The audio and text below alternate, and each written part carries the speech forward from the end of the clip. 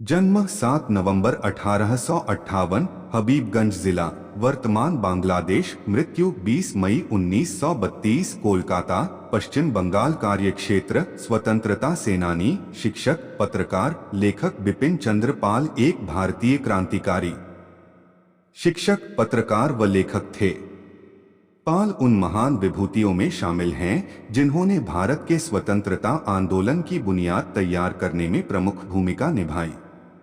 वे मशहूर लाल बाल पाल, लाला लाजपत राय, बाल गंगाधर तिलक एवं विपिन चंद्र पाल तिकड़ी का हिस्सा थे। इस तिकड़ी ने अपने तीखे प्रहार से अंग्रेजी हुकूमत की चूलें हिला दी थी। विपिन चंद्र पाल राष्ट्रवादी नेता होने के साथ साथ एक शिक्षक, पत्रकार, लेखक व बेहतरीन वक्ता भी थे। उन्हें भारत में क्रांतिकारी विचारों का जनक भी माना जाता है। बेरोजगारी दूर होगी।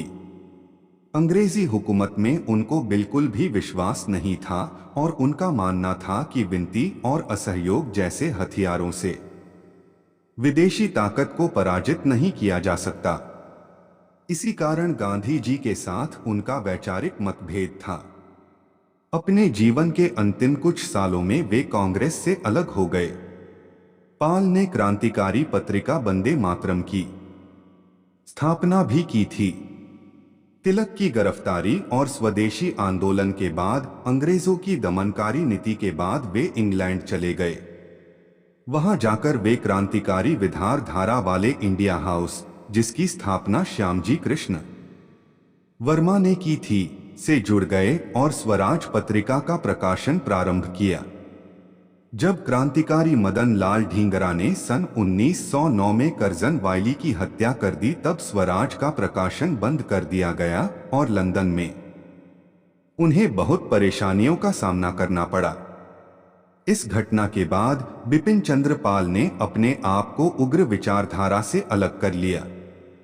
वंदे मातरम राजद्रोह मामले में उन्होंने अरबिंदो घोष के खिलाफ गवाही देने से इनकार कर दिया, जिसके कारण उन्हें 6 महीने की सजा हुई।